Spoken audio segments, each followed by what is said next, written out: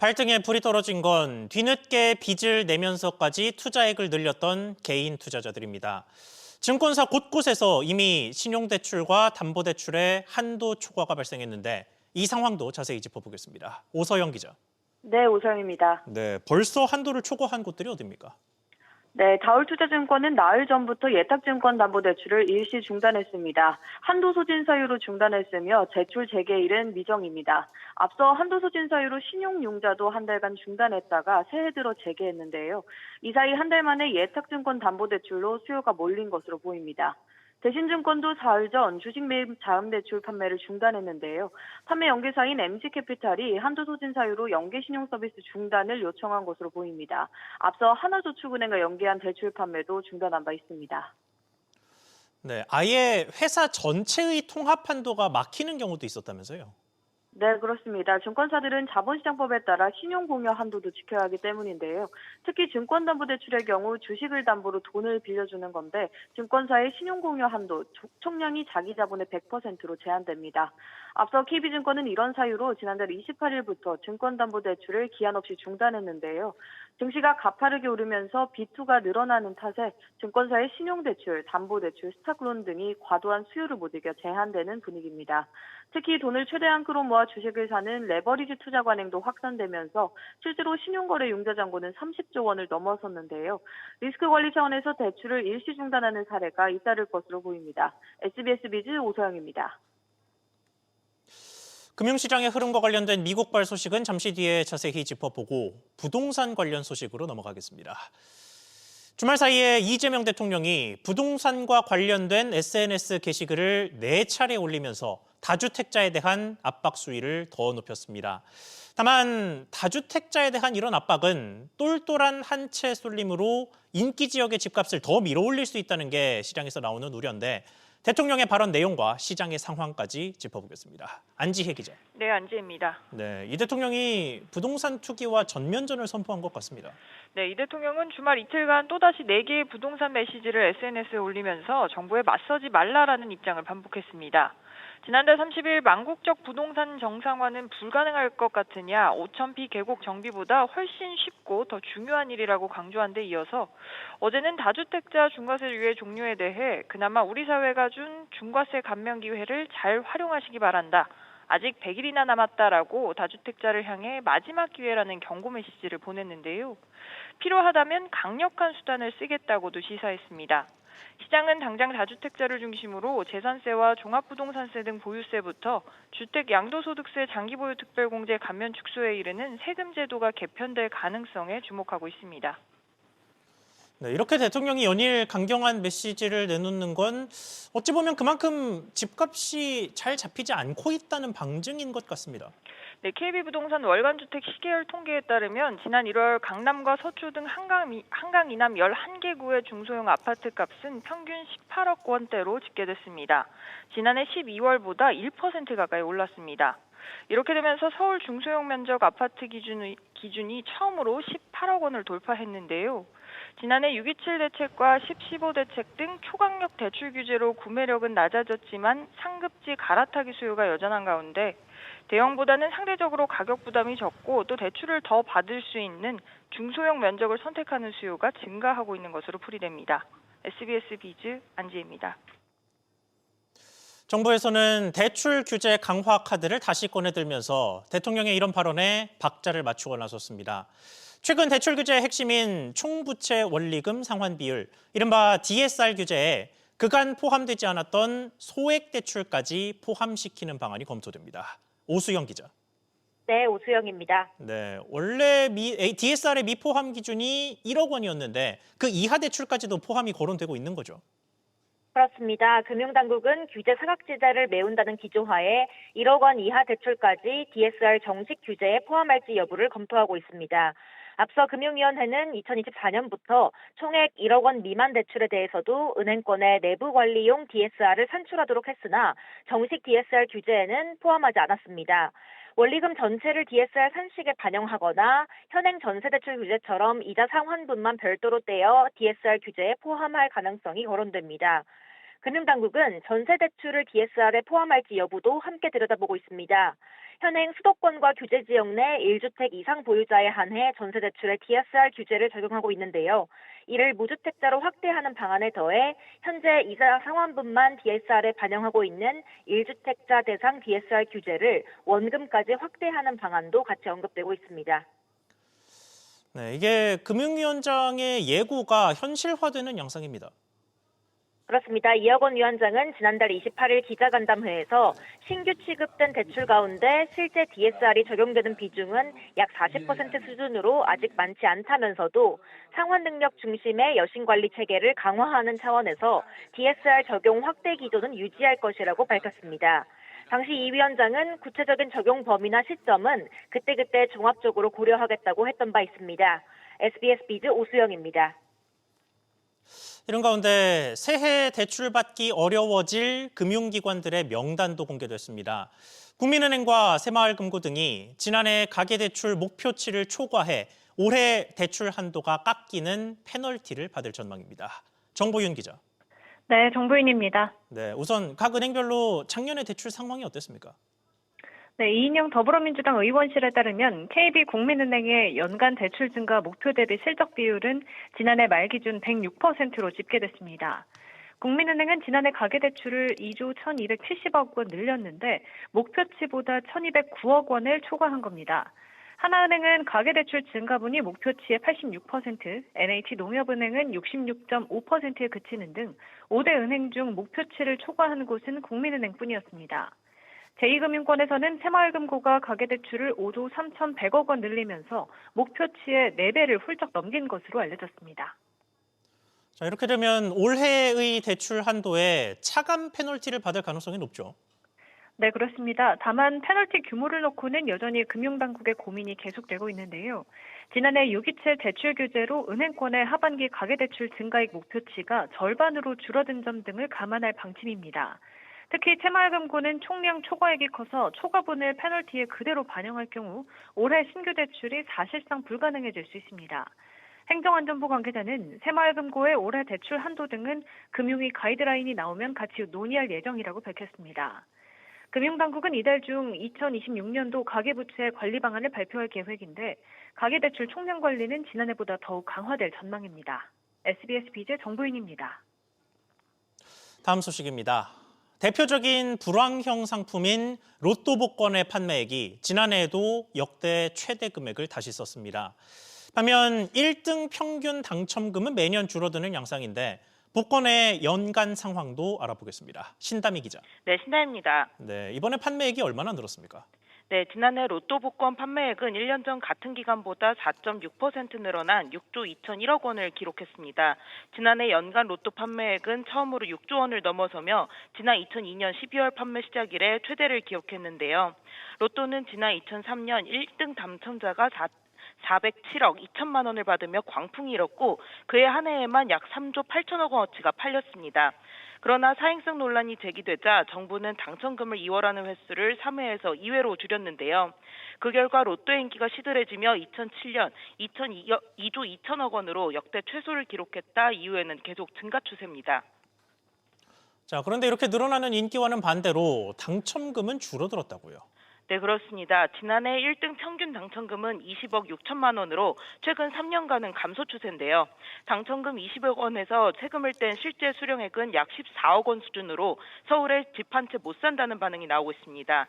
로또는 판매액의 일정 비율을 당첨금으로 분배하기 때문에 판매액이 늘면 당첨금의 총액은 커지는데요. 그러나 참여자가 많아질수록 당첨자가 나올 확률도 높아지면서 1인당 금액은 오히려 줄어드는 구조입니다. 실제로 지난해 1등 당첨자는 812명으로 1년 전보다 49명 늘어났는데요. 한국조세재정연구원이 국민 5,000명을 대상으로 조사한 결과 로또 복권 1등 당첨금에 만족한다고 답한 비율은 45.3%, 불만족은 32.7%였습니다. 불만족 응답자가 바란 평균 적정 당첨금은 52억 2천만 원이었습니다. SBS 비즈 신다입니다. 두바이 쫀득 쿠키, 이른바 두쫀쿠라고 부르죠. 이 디저트의 인기가 최근에 식을 줄을 모르면서 업체들의 마케팅이 과열되는 양상을 보이고 있습니다. 품질과 위생 문제가 터져 나오는가 하면 스타벅스의 제품은 중고 거래에서 3배 넘는 웃돈이 붙는 모습입니다.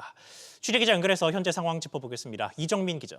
네, 이정민입니다. 네, 일단 품질과 위생 문제가 불거지고 있다고요. 네, 식품의약품안전처가 국회 보건복지위원회 소속 서미화 의원에게 제출한 자료에 따르면 지난달까지 두존쿠 관련 모두 19건의 신고가 들어왔는데요. 위생관리와 무허가 영업이 각각 7건으로 가장 많았고 이물질이 나왔다는 신고도 2건 있었습니다. 위생 관련해선 카페 두존쿠를 먹고 식중독 증상을 호소하는가 하면 곰팡이로 의심되는 사례와 손톱 크기의 이물질이 발견되는 등의 신고가 이어졌습니다. 또 중고거래 플랫폼에서 개인이 가정에서 만든 두존쿠를 판매하는 등 무허가 영업 의심 사례도 나오고 있습니다. 뿐만 아니라 두존쿠 주재료인 카다이프면 대신 소면을 쓰는 사례 등도 온라인상에서 논란이 되고 있습니다. 식약처는 두존쿠 관련 3,600여 개 음식점 등에 대한 집중 점검에 나선 상황입니다. 네, 이렇게 열풍이 이어지면서 두존쿠 관련해서 대기업들도 뛰어드는 모습입니다. 네, 파리바게뜨에 이어 스타벅스, 투썸플레이스 등이 관련 제품 판매에 뛰어들었는데요. 스타벅스는 서울 6개 매장에만 두존 롤을 한정 판매하면서 고객들이 새벽부터 줄을 서는 오픈런이 벌어지고 있습니다. 두존 롤 한 개 가격은 7,200원에 달하는데요. 당근마켓 등에서 2만 원, 비싸게는 5만 원에도 거래되고 있습니다. 이런 가운데 피스타치오 수입 가격이 1년 새 80% 뛰는 등 관련 물가도 치솟고 있습니다. SBS 비즈 이정민입니다. 새 학기를 앞두고 노트북 사러 갔다가 부쩍 오른 가격에 놀란 분들 많으실 겁니다. 그래픽카드나 메모리 반도체 등 각종 칩 가격이 급등하면서 노트북 가격을 흔들고 있는데 이 와중에 LG전자의 기묘한 마케팅 문구가 소비자의 빈축을 샀습니다. 보시는 것처럼 신형 노트북에 난데없이 가격 인상을 기념한다는 문구가 내걸린 건데 이게 어찌된 상황인지 짚어보겠습니다. 김동필 기자. 네, 김동필입니다. 네, 일단 정확하게 어떤 상황입니까? 네, 우선 구설에 오른 문구는 LG전자 공식 홈페이지에 있는 배너에 담겨 있었는데요.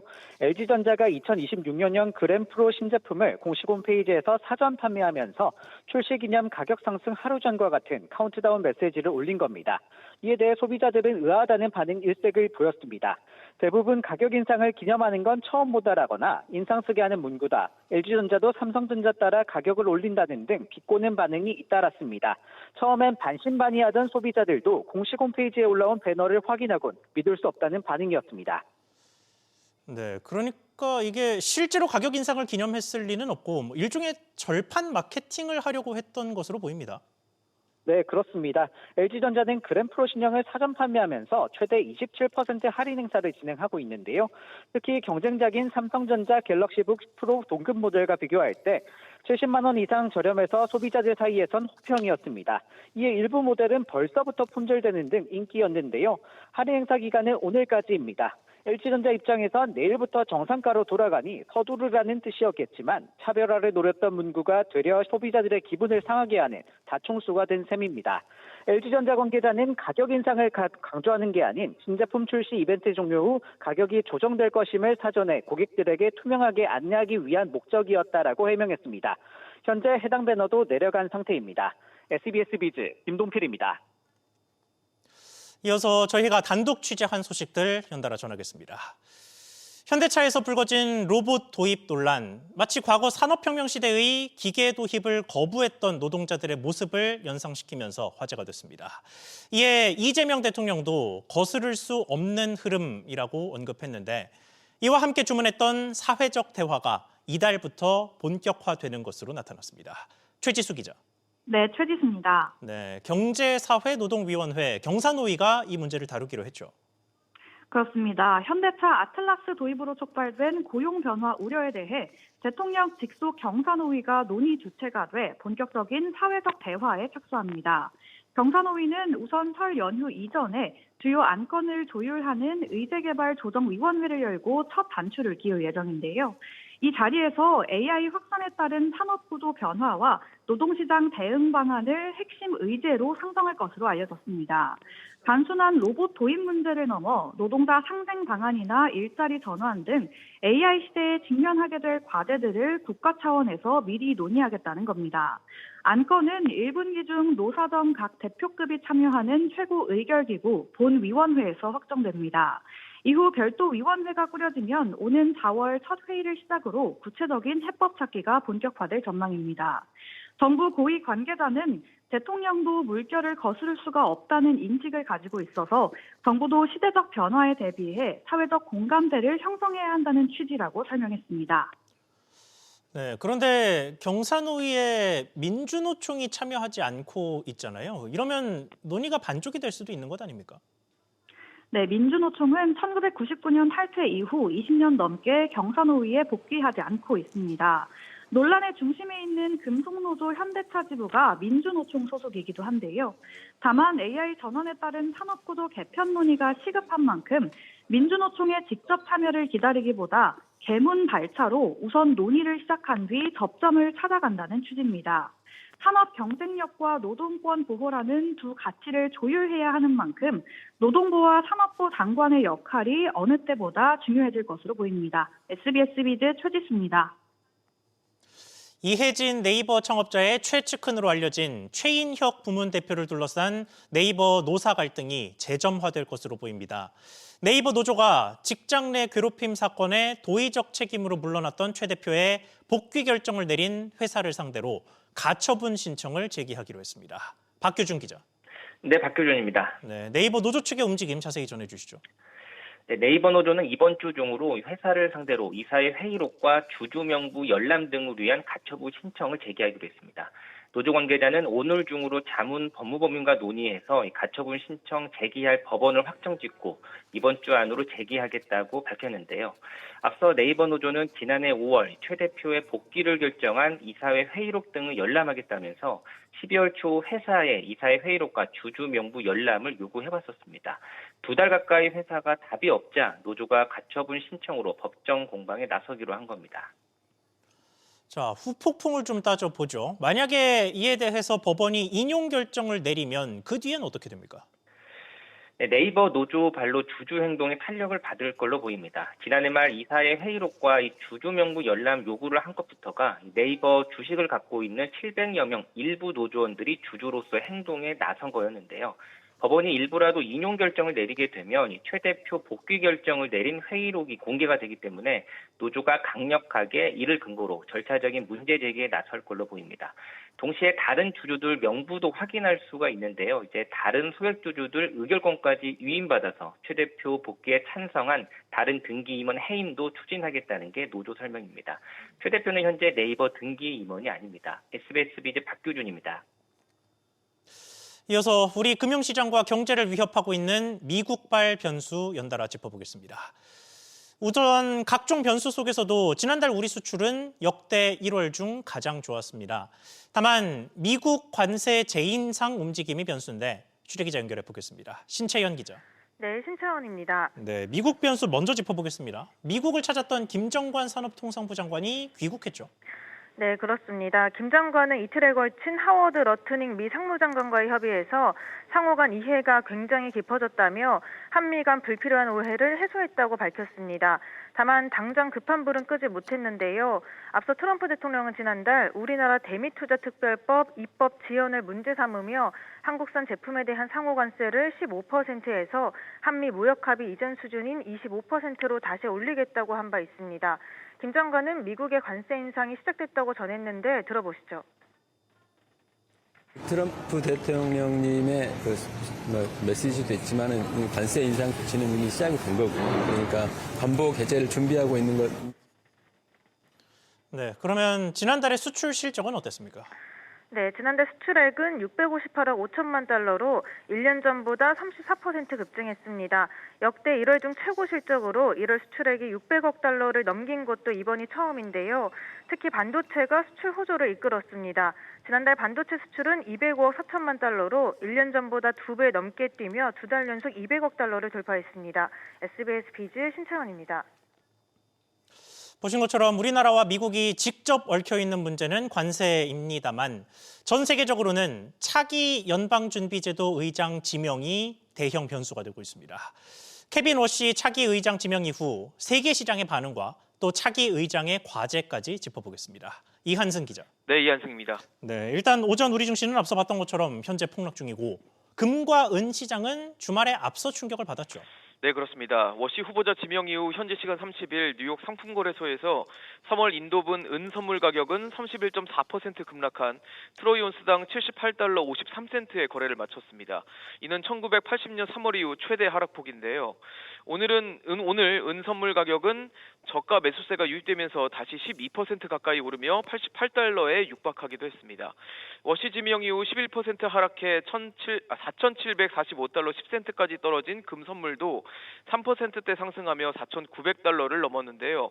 이후 재하락해 4,700달러가 깨졌다가 다시 회복하는 등 큰 변동성을 보이고 있습니다. 워시 후보자의 성향이 매파인지 비둘기파인지는 더 지켜봐야 한다는 분석 속에 시장의 판단도 엇갈리는 모양새입니다. 자, 그렇다면 워시 후보자 앞에 놓인 과제는 어떤 것들이 있습니까? 네, 월스트리트 저널은 현지 시간 31일 워시 후보자가 3가지 과제에 직면해 있다고 보도했습니다. 워시 후보자가 금리를 내리지 않으면 소송하겠다라는 식의 농담을 비롯해 트럼프 대통령이 직간접적 영향에서 연준의 독립성을 어떻게 지켜내느냐가 최우선 과제고요. 워시 후보자가 시중 유동성을 줄이는 대차대조표 축소에 나설 가능성이 있지만 이는 장기 국채금리와 대출금리를 올릴 수 있어 트럼프 대통령의 심기를 거스를 수 있는 문제가 있습니다. 여기에 인플레이션을 연준 목표치인 2% 수준으로 되돌리는 것도 쉽지는 않은 숙제입니다. SBS 비즈 이한승입니다. 우리나라 대졸 신입사원의 임금 수준이 일본이나 타이완보다 높다는 분석이 나왔습니다. 한국경영자총협회에 따르면 한국의 500인 이상 대기업 대졸 초임은 구매력 평가 환율을 기준으로 일본보다 41.3% 높았습니다. 타이완과의 비교에서도 한국의 100인 이상 비중소기업 대졸 초임이 타이완보다 37% 더 높았습니다.